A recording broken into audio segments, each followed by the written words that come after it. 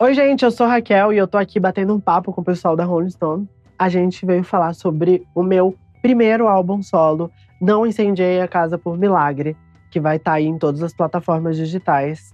E eu espero que vocês gostem e ouçam. Vamos extravasar com rock. Um beijo.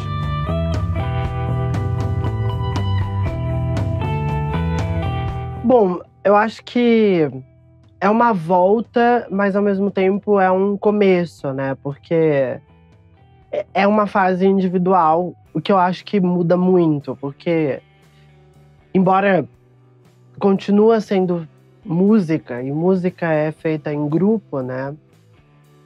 É uma carreira solo, é uma assinatura solo. Então, essa nova posição em solo, eu encaro como um começo. Tô me sentindo extremamente crua e extremamente virgem nesse sentido. Mas, ao mesmo tempo, obviamente, tem um certo acúmulo de experiências pelo que eu vivi na Bandas Bahias. E esses singles que você menciona, eles são quase que testes, assim, musicais e experiências musicais que eu fui testando e também muito na ideia de me divertir, que eu também gosto de música como diversão. Eu acho que música para se divertir é uma coisa super interessante. E Consumo foi uma faixa que eu soltei para dialogar com o carnaval, que também é uma fase que eu amo. Eu sou super brasileira nesse sentido. Amo carnaval, amo os ritmos da Bahia. Então, eu fiz muito nesse lugar, sabe? De conseguir me divertir fazendo música, que é uma coisa que eu adoro e que raramente, inclusive, eu fiz ao longo da minha trajetória nas Bahias, que a gente nunca fez música voltado para o entretenimento, sempre foi uma música mais conceitual. E aí eu quis me divertir com alguns singles, assim.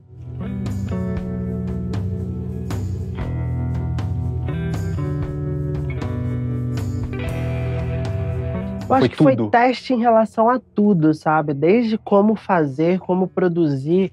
Eu nunca tinha produzido, por exemplo, uma faixa à distância.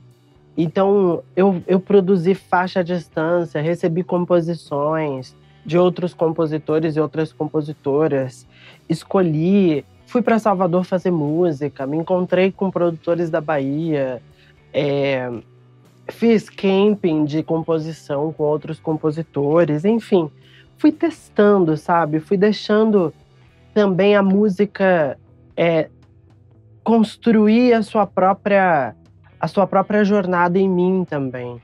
Então eu fui deixando algumas coisas acontecerem. Uma coisa que eu adoro, que é dançar. Então eu apostei na dança, e eu vou apostar para sempre, inclusive. Em algum momento eu vou sempre dançar de algum jeito, porque eu acho que várias vezes ao longo da minha carreira eu também fiquei me colocando esse limite. Não, a dança não. A dança eu não vou.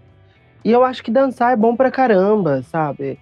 Então, esses singles vieram muito nessa questão do teste de formatos, testes estéticos, teste de colocar o corpo pra dançar.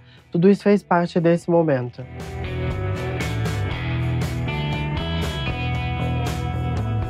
Eu acho que a Raquel das Bahias, eu acho que ali naquele momento, eu tava muito preocupada com questões sociais. Porque as Bahias se formou dentro do prédio de História da USP, que é um ambiente extremamente político, né? A gente passava discutindo questões raciais, questões de gênero, questões de classe, questões históricas, porque a gente fazia faculdade de História, e todos os trabalhos que as Bahias fizeram estiveram muito dentro desse contexto.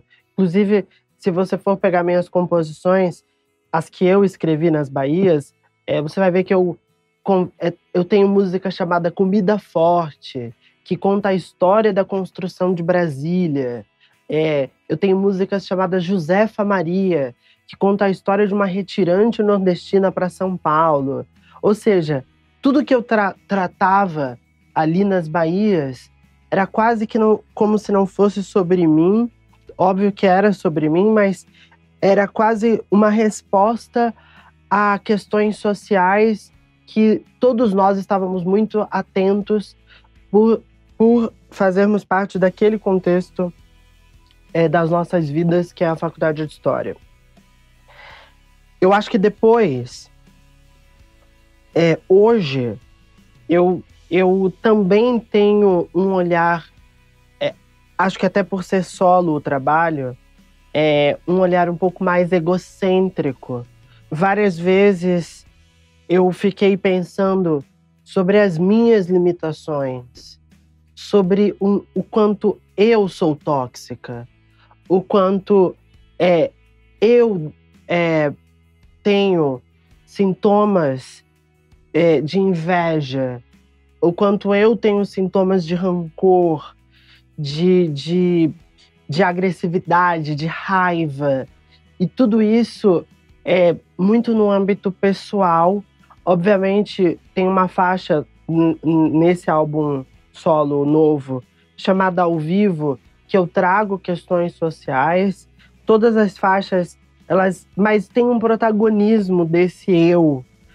Tem um protagonismo, é como se os meus abismos psicológicos, os meus abismos emocionais estivessem muito mais em primeiro plano do que as questões que antigamente eu traria para a música, que são mais questões sociais. Então eu acho que o eixo mudou, assim. Eu tô num eixo muito mais olhando para mim. Esse álbum, ele é muito honesto nesse sentido, esse meu primeiro álbum. Não que os outros álbuns eu não tenha sido honesta, mas esse tem uma pretensão de honestidade em relação a mim para a arte, assim. Eu tô colocando em jogo o meu lado mais perverso e tentando expor ele de um jeito rock, de um jeito... Quando o álbum diz assim, não incendiei a casa por milagre, eu tô querendo dizer assim, a metáfora é uma metáfora de eu não incendiei a casa, mas eu quase que incendiei a mim mesma. Porque a casa sou eu. Eu quase que incendiei a mim mesma. Eu quase botei fogo em mim mesma. Eu quis botar fogo em tudo que... Eu quis romper comigo. Mas, ao mesmo tempo, esse nome ele termina com milagre. Não incendiei a casa por milagre. Então, tem um lapso de consciência milagrosa que também me reconecta comigo mesma, que tô tentando me destruir. Tem um jogo egocêntrico nisso tudo, que eu acho extremamente atual, que não deixa de ser social, porque nós também estamos vivendo uma fase absurdamente egocêntrica. E eu acho que...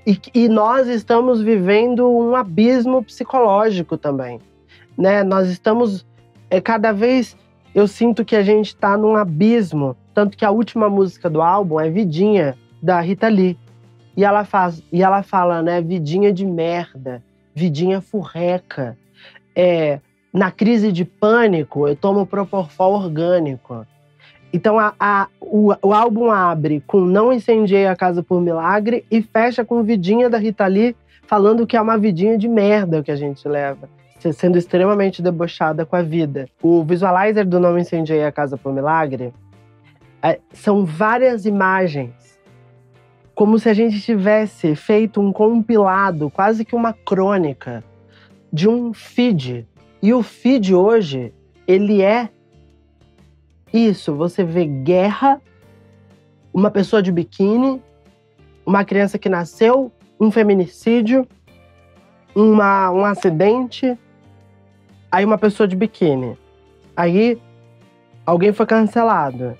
E tudo isso num fluxo de 10 segundos. A sua cabeça precisa digerir em 10 segundos a guerra na Ucrânia, crianças passando fome na África, uma mulher de biquíni, uma criança que nasceu, chá de bebê de não sei quem, e uma pessoa que foi assassinada. E aí as pessoas depois se perguntam: eu estou tendo crise de pânico. Mas a gente não tem como não ter crise de pânico.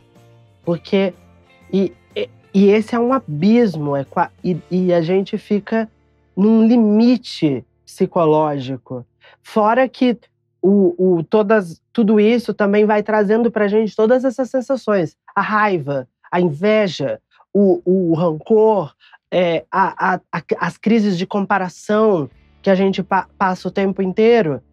E óbvio que isso chega uma hora que dá vontade da gente pegar tudo e sair incendiando. Essa é a grande metáfora do álbum. E é por isso que o álbum é um álbum de rock.